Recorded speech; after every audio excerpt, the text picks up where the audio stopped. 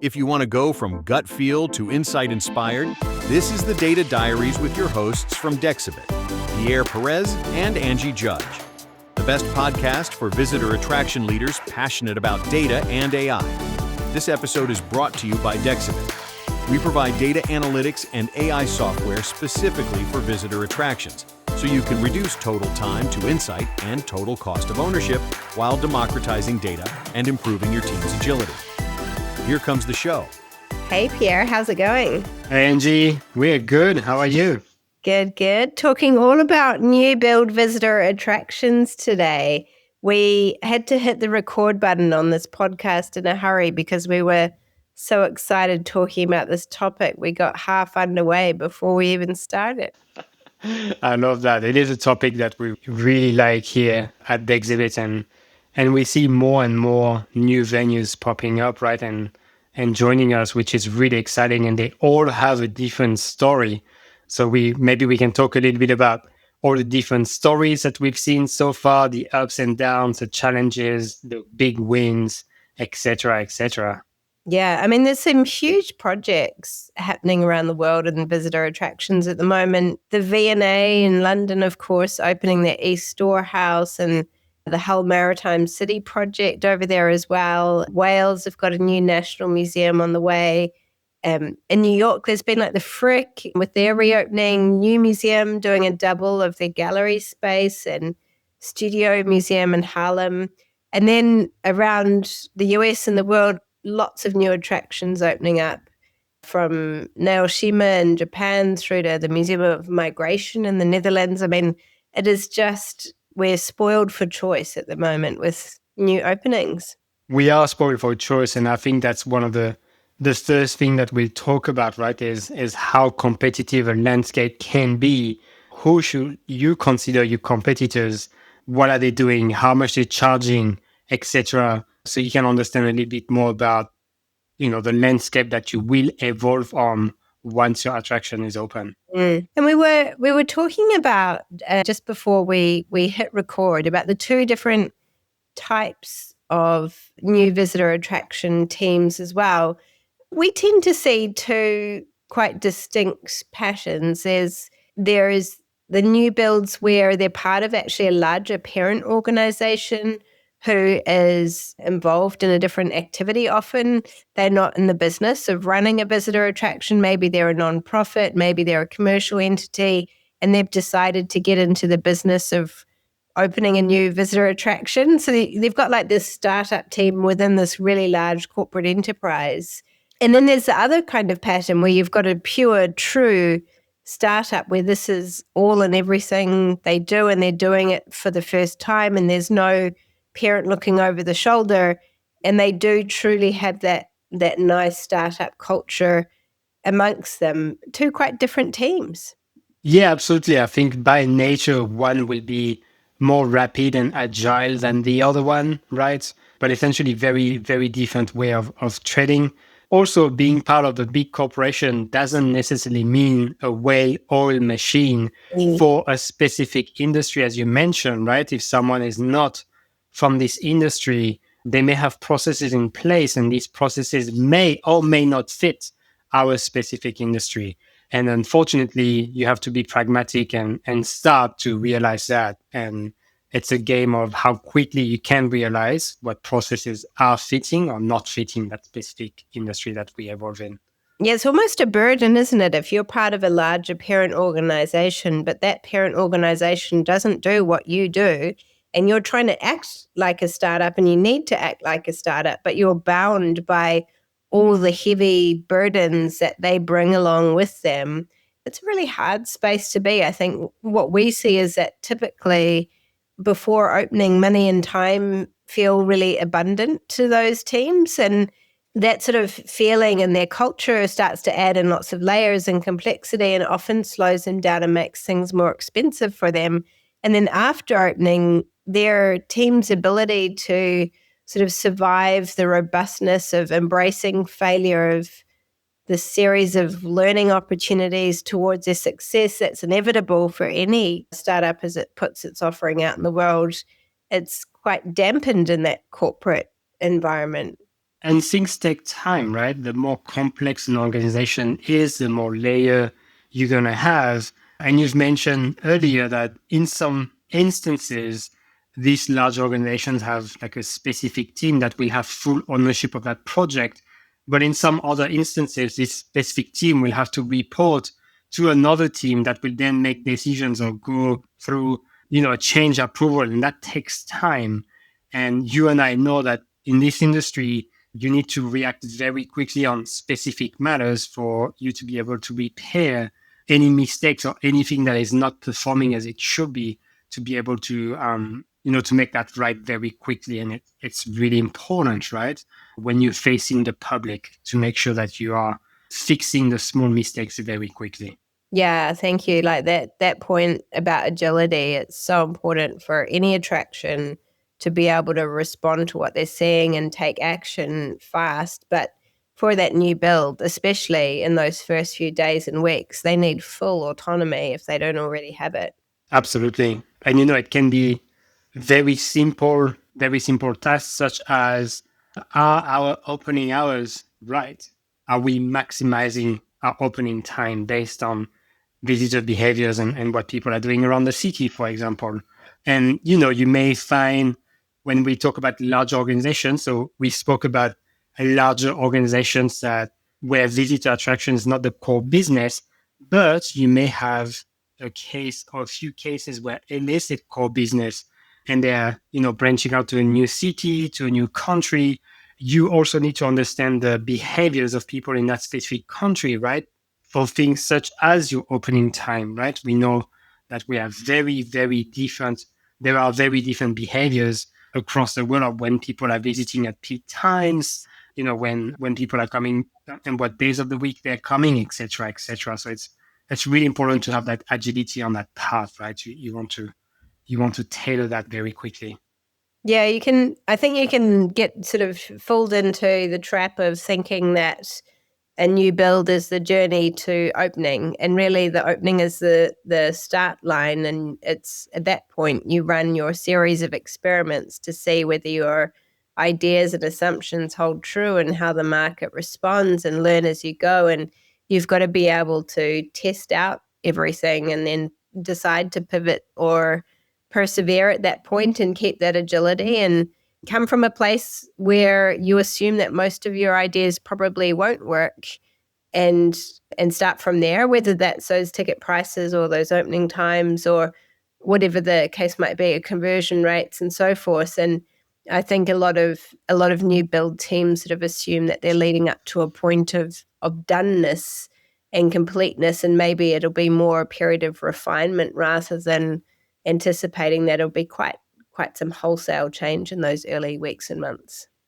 Yeah, 100%. And I think you're right in terms of, assumption, right? That you do market research, right? You do your target demographic, visitor demand, you do your competitor analysis, et cetera, et cetera. You're benchmarking, whatever it is that you need to do. Obviously, you're going to do a lot of homework, but you are still making a few assumptions, right?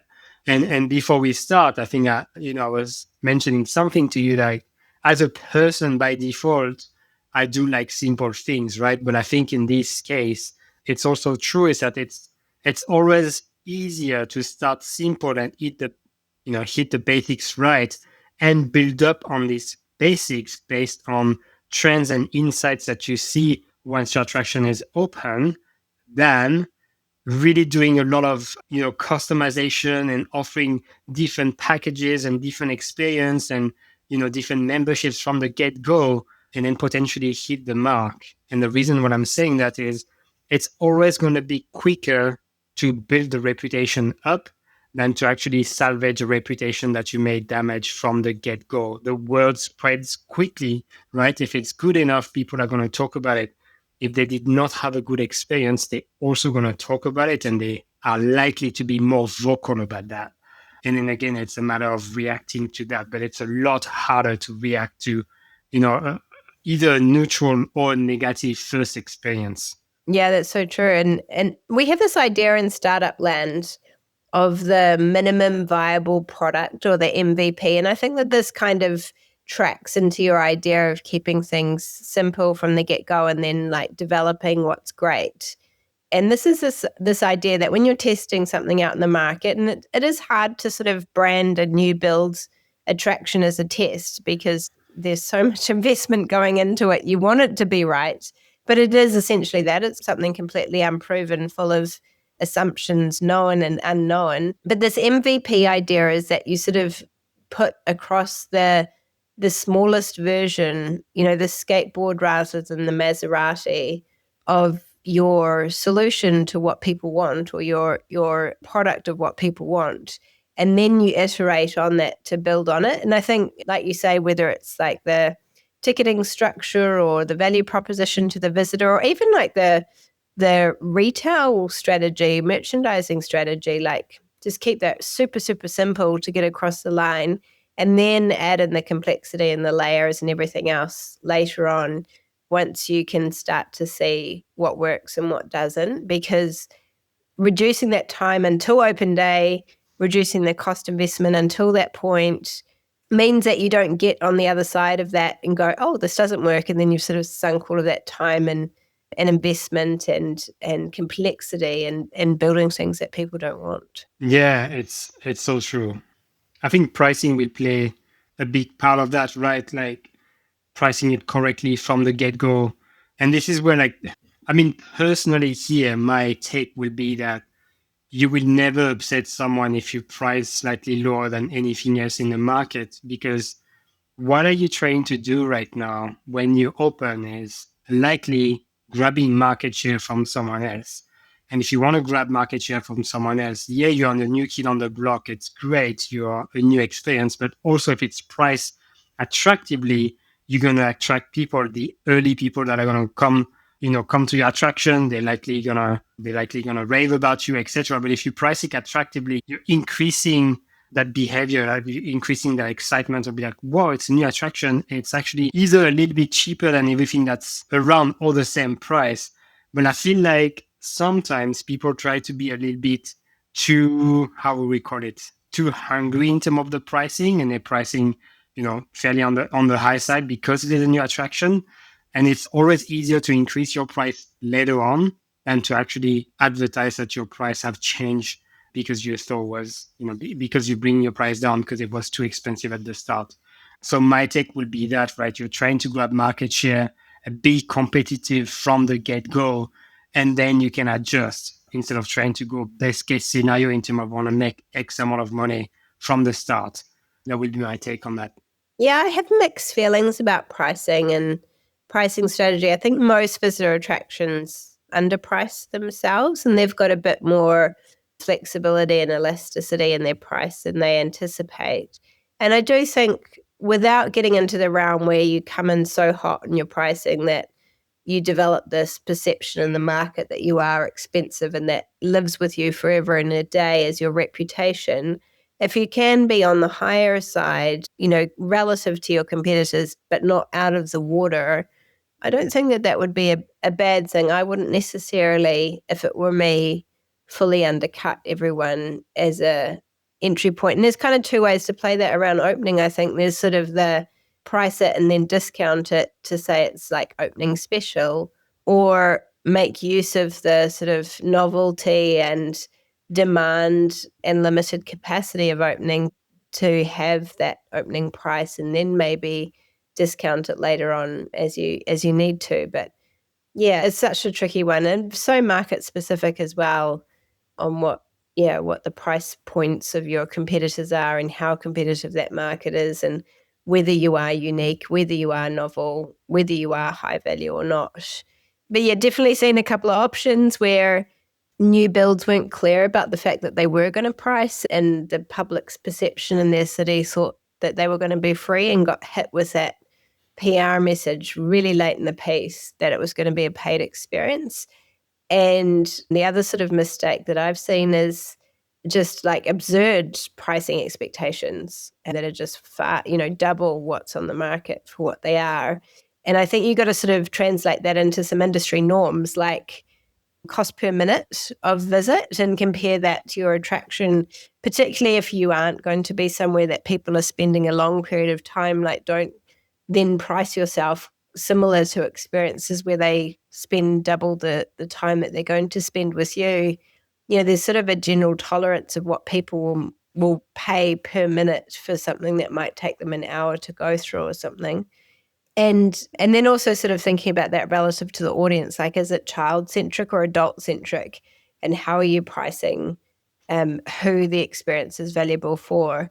If you're a child-targeted experience and the adult ticket price is really expensive, that can then hit hard as well. Well, what's your thought on, when we talk pricing and ticket, what's your thinking around, partnering with like third-party agents to sell tickets on your behalf or to offer tickets on your behalf from the get-go? What do you think? I haven't made up my mind on that yet for a new attraction, but I'm keen to hear your thoughts.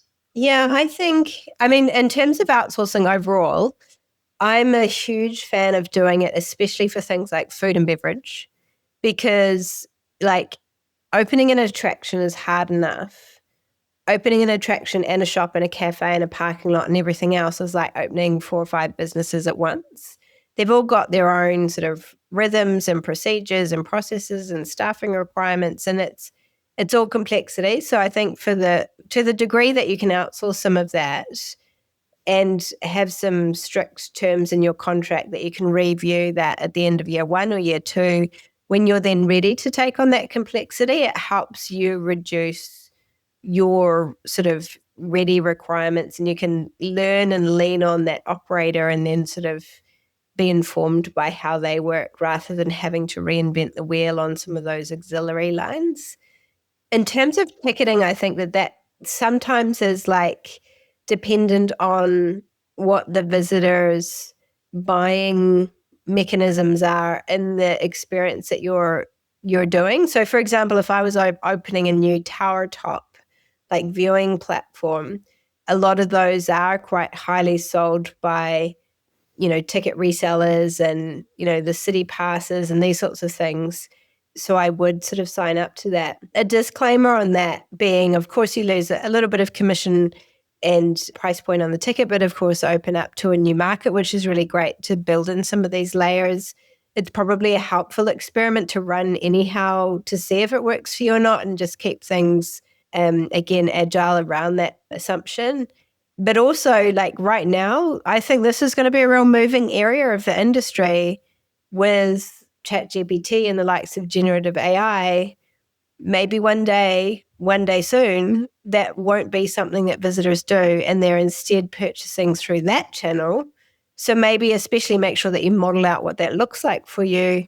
If you lose some of your, if you don't plan on using like an OTA and then you end up selling tickets through ChatGPT in 6 months' time and having to give them commission because they've now got a monopoly on that visitor relationship, I think there's quite a high risk for the industry overall, but especially for new builds. I mean, I'm with you on you made a couple of points here, but I'm 100% with you on if there is something that you can outsource to make your life easier, do it. Like, retail, F&B, if you find folks that it is their core business, right? You're going to find folks that are running cafes for visitor attraction and they only do that. And you're going to have folks that run retail and they only do that. You're right. Get these folks in, learn from them, and then you can decide whether or not you want to do it yourself and ensure that there is no strings attached. And then the second point is that I will have the same approach, for any systems that I put in place, in my new venue, my ticketing, my retail system, whatever I have, I'll make sure that, I'm flexible on contract terms. I can get data in and out at will, because if I want to change to a different system, I want to get my historical data out to either migrate or, keep that to a new system. Amen. How many new attractions have we seen that have churned through their source systems on point of sale in the first year? Sometimes more than once. Exactly. And it does happen. So to be prepared for that. But and again, it comes back to that point. Do, that MVP, do the basics right. you will make changes along the line. You need to be agile enough to make these changes along the line, but you need to be prepared for these changes. And by doing all these ticks here, be like, okay, my ticketing system, yeah, great. I can, have an open contract, or I can change that after X, and I can extract my data, and this is how I'm going to do it. And my retail software, I can have an open contract and I can extract my data, et cetera, et cetera. So make sure the systems that you put in place are flexible and are agile, not just yourself. And then the, third point that you made around, third-party partners, about the competitiveness of, the industry and how ChatGPT will come into the mix. I'm thinking from the get-go, I think for me, I will go all the channels that I possibly can to create awareness at least. And then again, you can refine that, right? So you can say, well, these guys are charging us too much commission. We're going to stop with these guys, but we're going to keep going with these folks, and et cetera, et cetera. So, you can make these changes, but create awareness first. It doesn't really matter how much commission you're paying at first. You can always review that. You can renegotiate. You can stop your contract and join someone else. Yeah, you said channels and layers, and nothing's closer to the truth there. That, sort of building up, whether it's the things that you start with or the things that you end up with, you essentially like layer channel upon channel upon channel, market upon market upon market. And that's how you end up with your growth position is all of those things. There's no real sort of silver bullets out there that are going to bring in everything from this one place. It's about working out in your marketing strategy how you can layer on education relationships and group tours and tourism and cruise ships and all of these sorts of things to build up that demand, while keeping yourself excellent at those basics, like offering a great visitor experience, offering superb visitor services, which is where I wouldn't ever go as far as outsourcing the actual ticketing operation at its core, like as some crowds do. And there's some food and beverage and retail operating companies who go after that sort of business process outsource of trying to get hold of that admission as well. And I think like that for me is a real core capability that needs to be in-house for an attraction. And then of course that relationship with the visitor, to the extent that you can have one before, during, and after their visit, for them as a customer or guest or however you consider them, that's like your core value as an organization as part of that. And again, try not to give that away where you can hang on to it. And that's sort of the threat of Gen AI, right? Of essentially they're taking over that relationship. Some of these sort of city portals are doing the same, and you lose some of your value and your growth opportunity when you don't have that direct. So to the extent that you can hang on to those things, I would. Speaking of visitors, Pierre, I think one of the big questions that comes up in the planning process is trying to work out how many visitors to expect.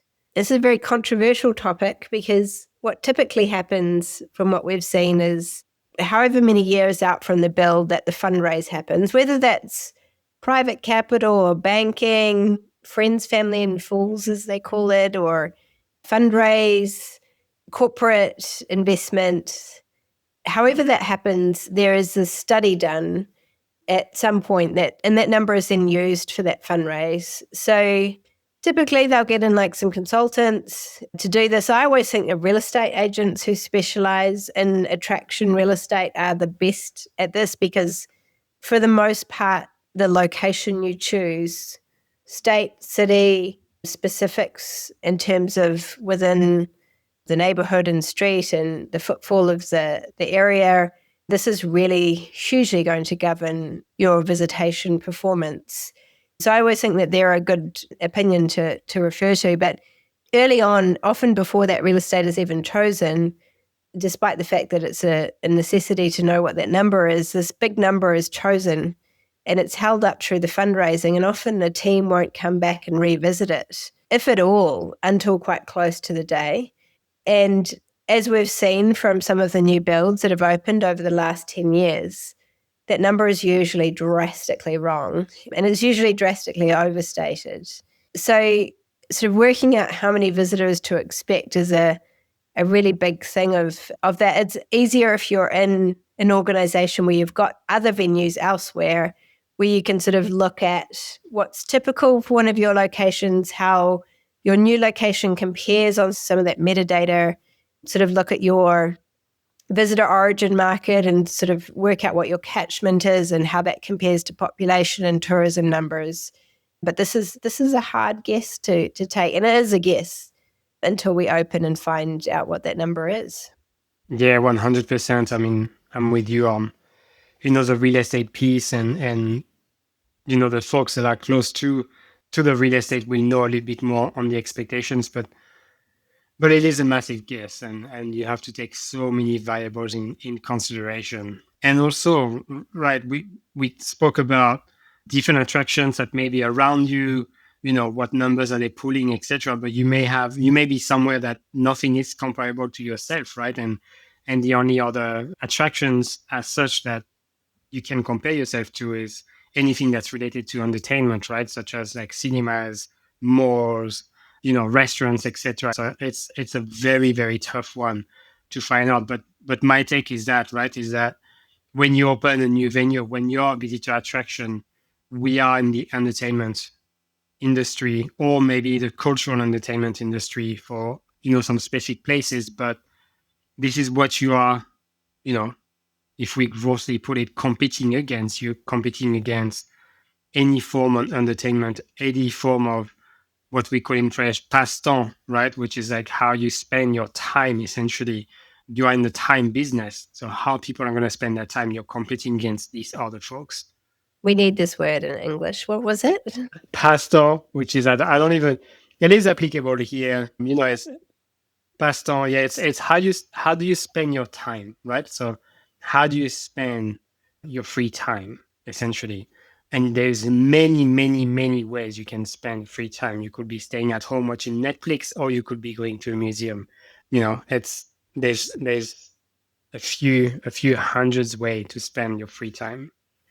Yeah, I think one of the things I like to encourage new builds to do is to revisit that number at least once a year. I know that sounds ridiculous, but like there are some attractions out there that take 5-10 years to come to fruition, and they don't revisit that visitation expectation figure until, they reopen.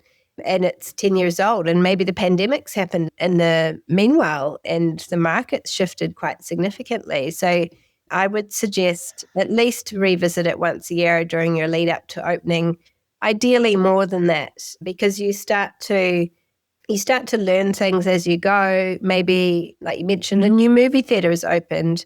Maybe the neighborhood is gentrified. Maybe the population's grown. Maybe the tourism market's shrunk. Maybe you're now in recession times where you weren't before. You were in an economic boom time. Maybe you've now got your building plans and you can start to think about your square foot capacity and what that means for either fire safety or visitor happiness. Maybe you've got your sort of time ticket and receipt of visitor processes thought out, and you can start to think about what your numbers mean in terms of actual throughput and of how you're going to manage that capacity. Maybe you've got your designs for your experience and you can think about pinch points. Like, have you got an escalator or an elevator or something like that that's going to hold up your capacity somewhere in your experience and become a real disruptor, which we've definitely seen a few times. So keep revisiting that number all the time until the point where we're sort of in that last year towards reopening, particularly the last 6 months. And at that point, we'll take that number and start to compare it to neighbors, peers, similar like venues. And that's where Dexibit can come in with our unified forecasting model and data from sector to start to provide you with some preliminary forecasts for opening using AI, where we can predict that visitation down to the day. And at that point, we can start to use that for more granular financial planning and also all your operational planning and eventually scheduling to work out how many staff do we need at what time of year and what does that look like for our workforce on the front line, and how does that translate into all of these assumptions that are going into our business model as well. So that's something that we can do at that stage. But in the lead up to that, definitely keep revisiting that all the time. And be really open about that number, right? We need X amount of people, yes. And how long do we give ourselves until we reach that goal as well, right? Like we want 1 million visitors, yes, what in the first year? Or do we want 1 million visitors per year in the third year or in the fourth year? Like be realistic and give yourself enough time to reach that target, right? Otherwise, it may feel a little bit depressing to have these high expectations from the get-go. And we can't really see Angie, but she's smiling right now, which she fully understands what I'm saying. But as a side note, one of my mom's friend went to the doctor, slightly overweight, and the doctor told her, "You need to lose 10 kilos," and she was depressed. And when she told me that, I was like, "Man, that doctor needs to get another job because he fully did not commit to a specific time frame for her, right? He didn't come up with a plan. He just gave her a number and he gave her no context. Instead of being like, well, if you can lose 1 in the first 2 weeks, that's great. And then 1 in the third week, that's even better. And then you're on track and you can lose your 10 kilos over 6 months, right? But coming up with a number and no time frame can be either a really big shock for a lot of people, but it can also feel a little bit depressing for either folks in the front line or folks tracking this number on daily, weekly, monthly basis and see that number getting further and further and further away from when they need to be throughout the year. Yeah, and speaking of throughout the year, I think as well, making sure not only are you simulating what those scenarios look like for good, great, and oh dear in terms of the first year of opening, but also thinking about what do they look like across year 2 and year 3, because typically what happens is you have a huge amount of hype around your opening. You've seen this before, right, Pierre? Like numbers are great. They start to wane. You get this big boost when you come into year 2's anniversary if you play your cards right. That starts to wane. And by year 3, you get a big drop off. And what's happened at that point is that everybody who lives locally has visited once if they were going to. And at that point, you're shifting to a different pattern where you're looking for net new visitors, like people who've just had kids or something that have now in your target market, and your tourism market, if you've got some catchment from that, and people who are now shifting into that mode of being a repeat visitor, if they're going to be.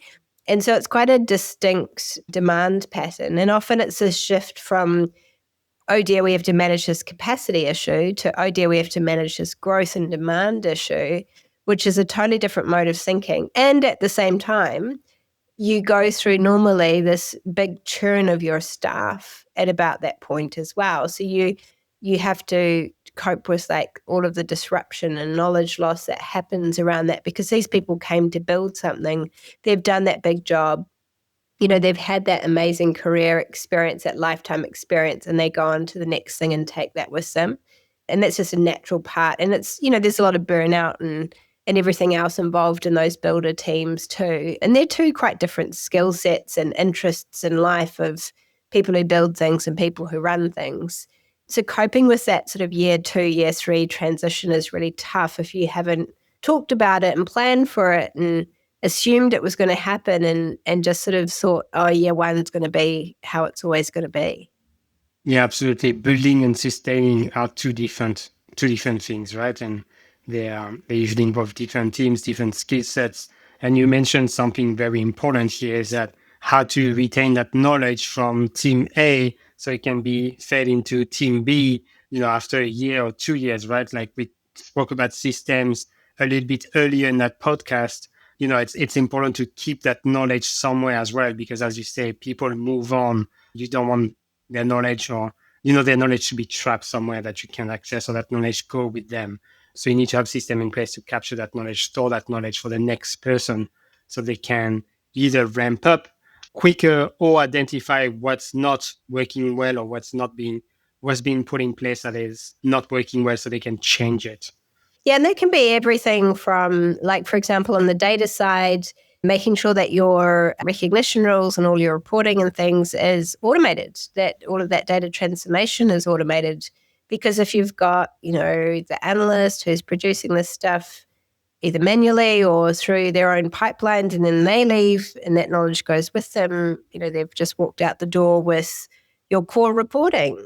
Or it could be, your visitor services manager making sure that they record all of those experiments in the almanac, because what happens if they go and then you can't forecast anymore because they're the ones who knows in their head that a rainy day does this, or they're the ones that have gone through and done that experiment to say, well, what happens if we open on Saturdays at this time rather than that? And, you hire somebody new and they've got to, relearn that often by doing from scratch. So being able to make sure that all of these sorts of things are captured, that they're systematic rather than like knowledge held in people's heads, is super, super important for new build teams because of this employee churn problem, which is just inevitable as much as we would like it not to be. Yeah. What I wanted to also mention is, we spoke about USP, quite often a unique selling proposition that your venue come with. That can also change over time, right? As you tailor your offering, as you tailor your experience, you may offer something different, you may offer something new. Play on that card, right? We're lucky enough right now to have access to feedback from your visitors right there, right now. Like you go on TikTok, you go on Facebook, you go on Google, you have access to all that feedback people give you. Take that feedback, tailor your USP back based on that feedback, right? Again, that agile point, but it's really important not to set anything in stone. You can have a new venue opening around the corner. You can have a change in the public transport that will affect your venue. So how agile are you, based on this information, and what are you going to do about it to make sure you stay relevant? Yeah, so thinking about that data piece and sort of the lead up to operation, I mean, if you're out there and you're building a new visitor attraction, we'd love to talk to you, and you're welcome to talk to us as soon or as late as you like. We've talked to teams who are building new attractions where it's just an idea, and, we always love hearing about what's coming up. And although we probably won't be a piece to play until a bit later down the pathway, once the funding's done and the site's chosen and the designs are drawn up, you're more than welcome to reach out to us to see how we can help between now and then. Likewise, at the other end of the scale, we've had visitor attractions rock up and we've said, when do you open? And the answer has been in X number of days. And we've got there. It's been a push, but we've got there. And then also, of course, the ones that have actually already opened and they're in that sort of very chaotic year one and worked out that, oh dear, this sort of way of operating isn't going to serve us, and we can't do this, that, and the next thing, and we're wasting all this time doing this reporting and the data's not getting up fast enough to make moves, and we don't know what's going on. We haven't worked out where our markets are. We've either got a capacity issue or a demand problem.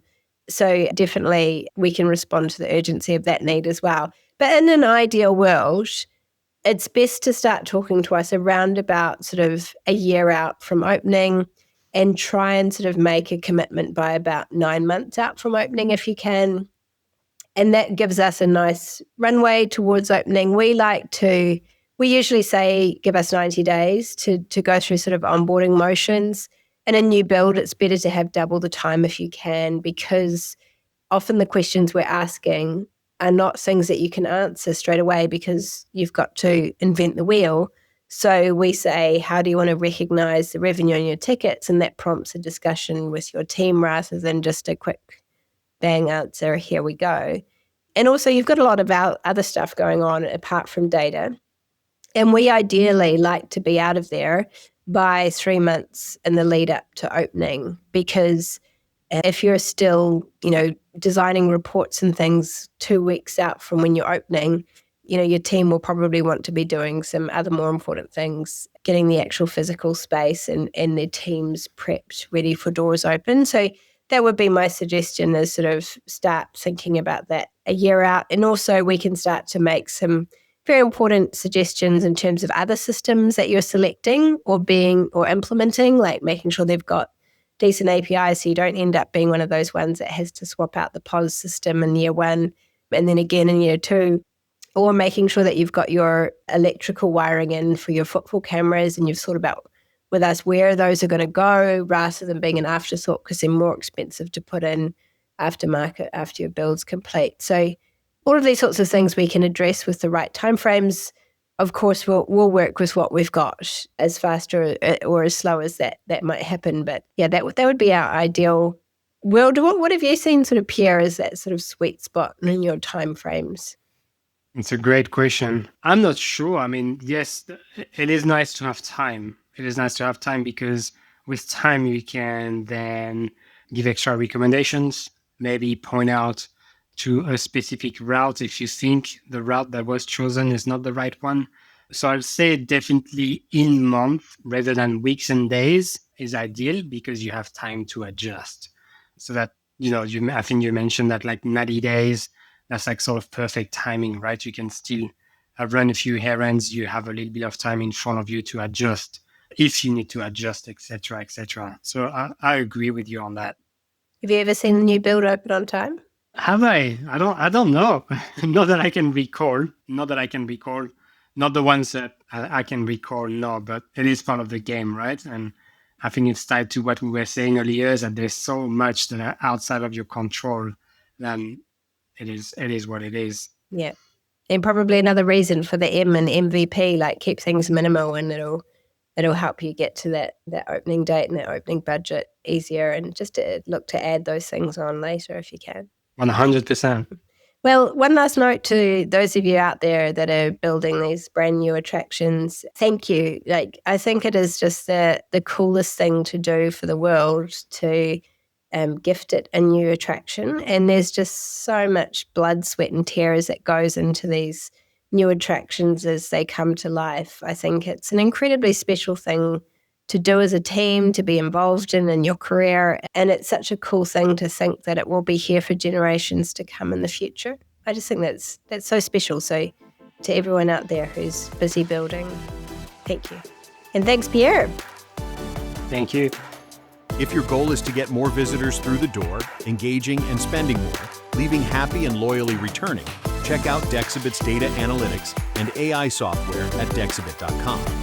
We work with visitor attractions, cultural and commercial, integrating with over 100 industry-sourced systems across visitor experience and venue operations, providing dashboards, reports, insights, forecasts, data management, and a unique data concierge. Until next time, this is Dexibit.